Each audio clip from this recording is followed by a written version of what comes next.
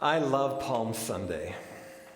I don't know that I love Palm Sunday per se, but I love the symbolism of Palm Sunday. Chris, we've got a lot going on up here. Maybe Palm Sunday has a lot going on, really. Say it again. It's the voice of God. So maybe I could just sit down now.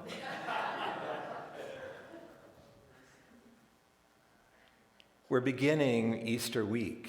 And for us, metaphysically, Easter week is the process of bringing our potential forward, bringing ourselves forward as who and what we really are, bringing into manifestation that which we are supposed to bring forth in our lives. That's what we're called to do. It's a powerful week symbolically for claiming our dominion as human beings. And it begins today. And what happens today? Today is the day where we say yes. You know, it's really our fifth basic teaching in unity where we say it's not enough just to study metaphysics, to study spirit, to read about it, to contemplate it. At some point, you gotta put it into action. You gotta say yes. And then take some steps towards what it is that is yours to do. We see that in Jesus. He's been out teaching in the countryside. Who knows? You sort of get the impression from the Bible that all of this was predestined. But that's not usually the way it works in our lives. We stumble onto things. We try different things, we're invited into different things, and we come to know where our talents, where our gifts are, where life seems to be leaning towards, or leaning us, the direction.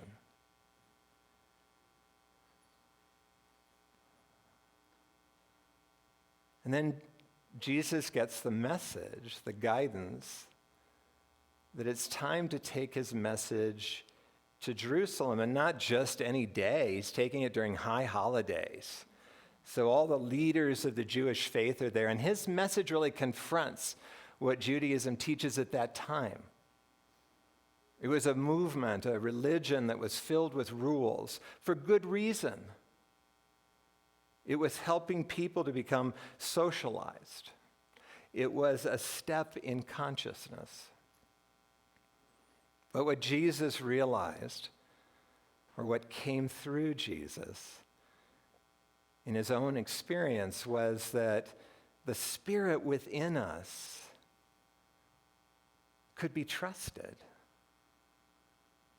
to be loving, to act in right action, to be kind, compassionate.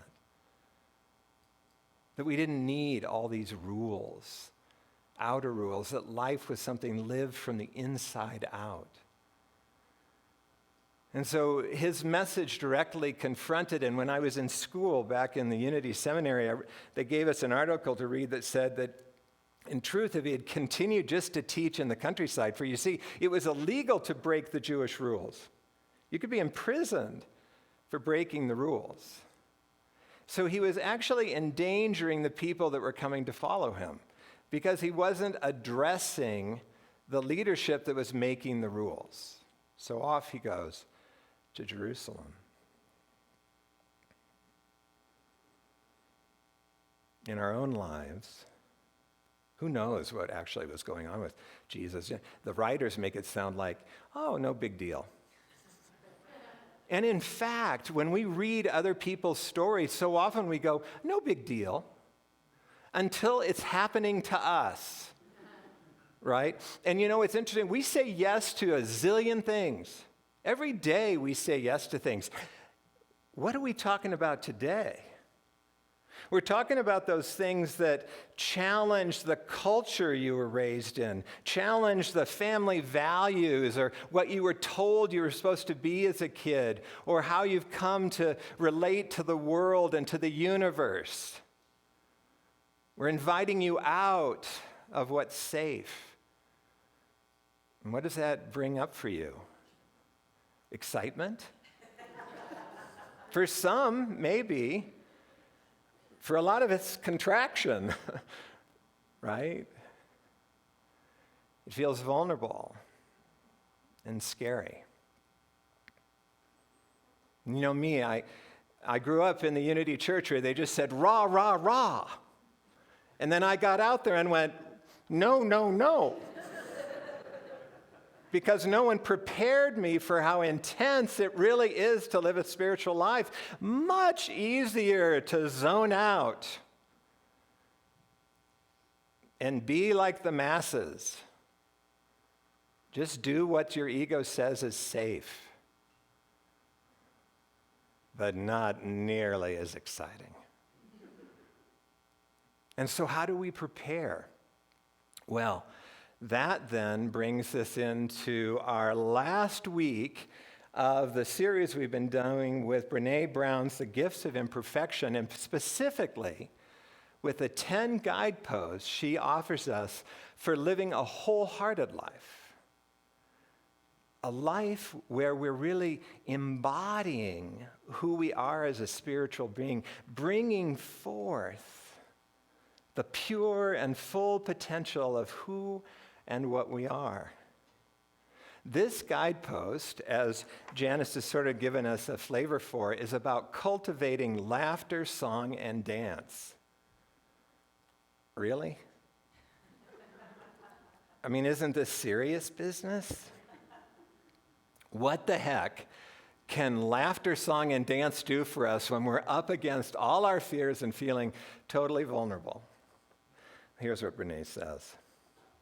Laughter, song, and dance create emotional and spiritual connection. They remind us of the one thing that truly matters when we're searching for comfort, celebration, inspiration, or healing. We are not alone. Powerful, right? I mean, had you ever thought about that? That laughter, song, and dance are great reminders that we're not alone. There's a cute video that Carolyn sent me that I'd like to have you watch with me now.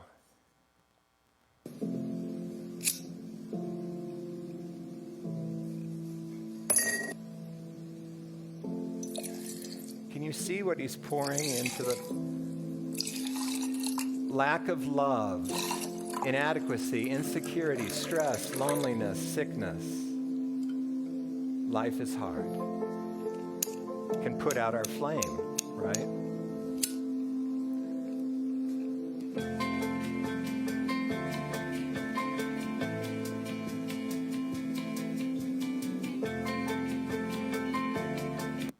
Something powerful about not feeling that we're alone, and yet no matter how many people are around us, no matter how many people are encouraging us, when we're at the edge of our comfort zone, don't we feel alone? I always feel alone when I'm right at the edge of, oh shit, I'm not going to say yes to this. But when we recognize that when we connect with others, it tends to break us out of this constriction. If you really feel into your body, every time that we get frightened by something, there's a constriction that comes up in the body to keep us safe. But with it comes all sorts of beliefs. So if we just take a look at, well, let's, first of all, there's another thing that Brene brings up that I think is really powerful. We think of laughter, song, and dance. You can leave it up. We think of them as being about expressing joy. But she reminds us of this. We yearn to laugh and sing and dance when we feel joy.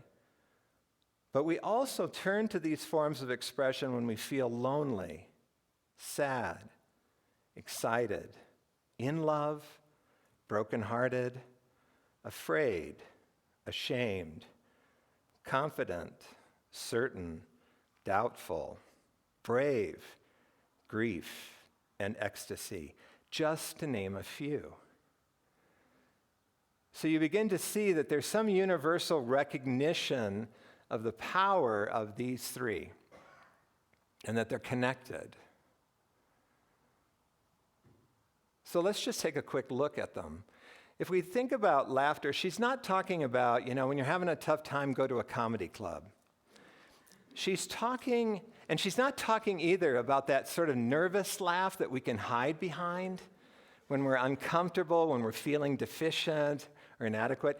She's talking about what she calls a knowing laugh, a laugh that we hear a lot in this room.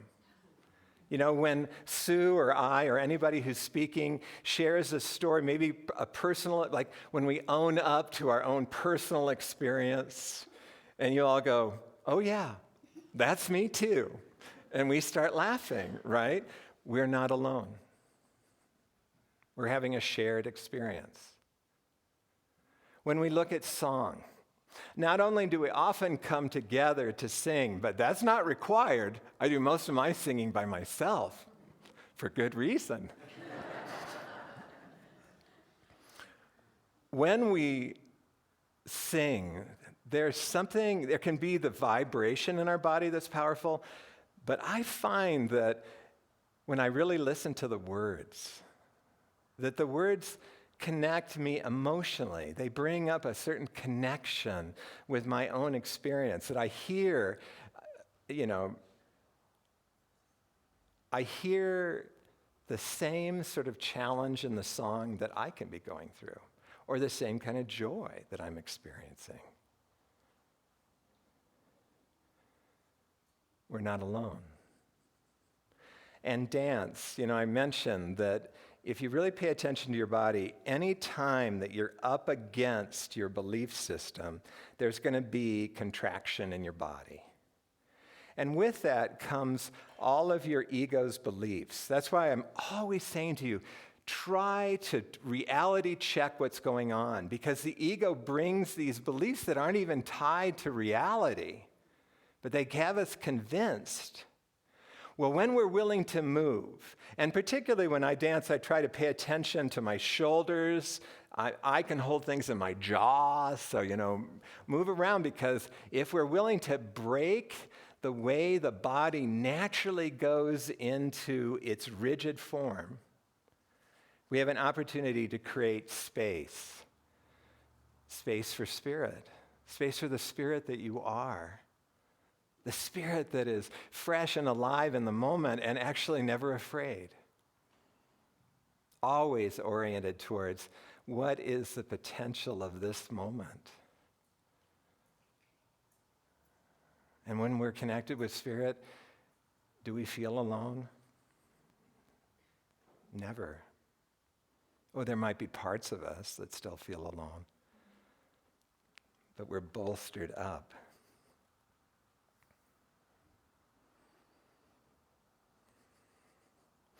Now, laughter, song, and dance can bring up their own issues, can't they?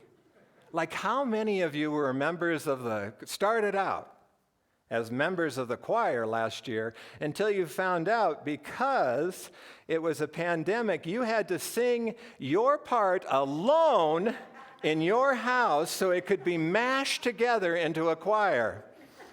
Did that bring up issues for any of you? Oh yeah, there's lots of hands flying around. I know, I thought, thank God I'm not in the choir. Because when we sing together, we don't think, oh, we're not really out there. That's why I prefer to sing in the car or in the shower. Better in the car, because in the shower, Stuart might still hear me. So here's what Brene says.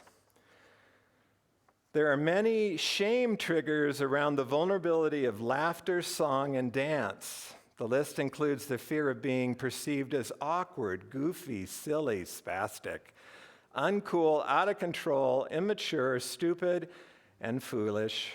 For most of us, this is a pretty scary list. The gremlins are constantly there to make sure that self-expression takes a backseat to self-protection and self-consciousness.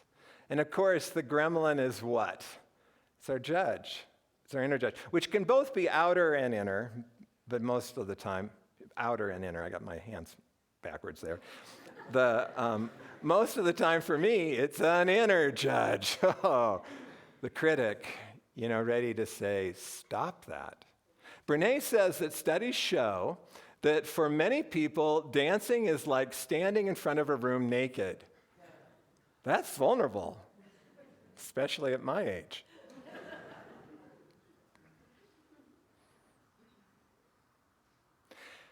So here's another advantage to developing our relationship, cultivating a relationship with laughter, song, and dance, is that it cultivates our ability, our comfort with being vulnerable. You see, life is inherently vulnerable. And if we're not comfortable with vulnerability, then we're not able to engage fully with life. And so when we're willing to sing at the top of our lungs or join a group of people and laughing, did anyone read the New York Times yesterday where the author was writing about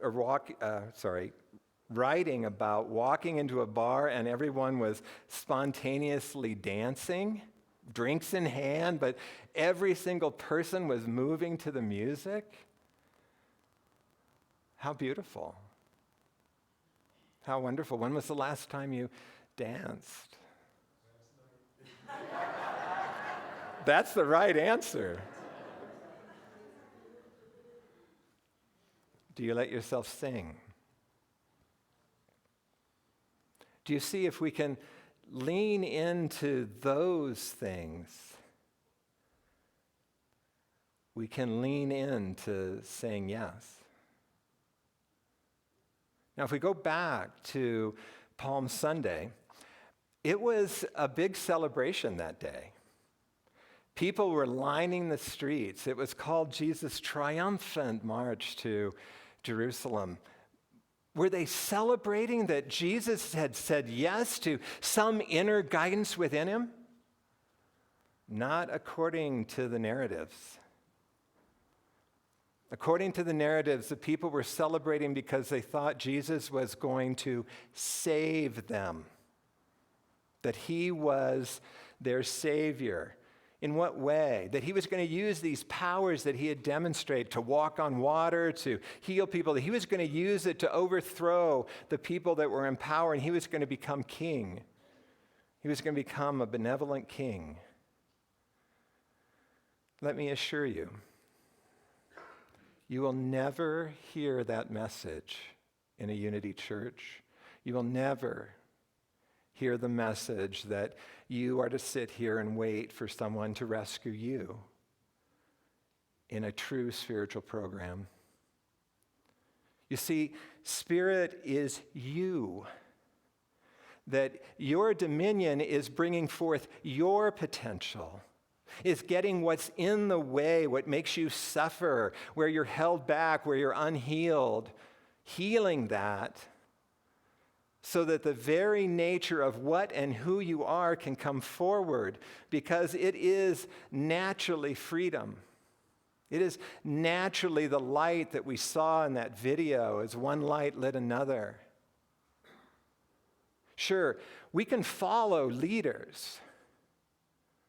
We can align with a leader, but our role is to embody what it is that we want in that new leadership. Notice, and again, we don't know what the authors were trying to show in their narrative, so we don't really know exactly what happened on Palm Sunday. The nearest author is thought to have written 50 years after the fact.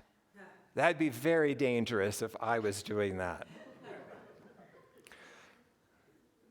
But you get the impression, and it's called Palm Sunday because, while they cut palm fronds and they had their cloaks and they may have been waving them around, but when Jesus came up, there was so much respect for what he had done for these common people that they were laying them down in front of his donkey so that the dust would be kept down.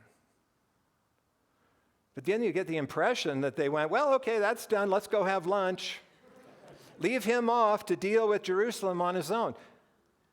No, Today, we would be falling in behind, filling the streets of Jerusalem with peaceful demonstration of the fact that we're going to follow an inner guide, for example. If you are living your life waiting for the perfect partner that's going to save you, the perfect job that's going to save you, the perfect world conditions that will finally allow you to express yourself, think again. It doesn't work that way. One of my favorite wedding services says, "Be the partner you want to be. Be the support that you're looking for the world to give you. It is in there." The only thing that keeps you from recognizing it is our own woundedness, our own limitation. This is the work we can do to free up, to allow Spirit to be Spirit as us.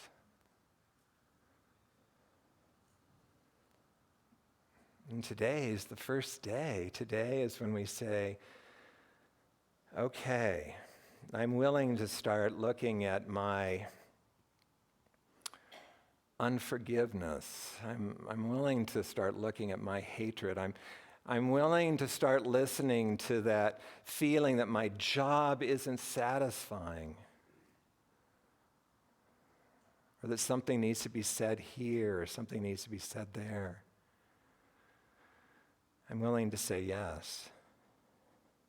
And I'm going out dancing tonight because I need some support. I'm feeling frightened by it. In my family, we would have never done that. Or, oh, that's going to be so disappointing to my parents who have been dead for 10 years.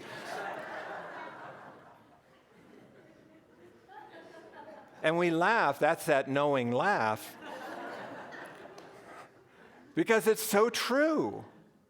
It's so true. It all sounds so nice in the story.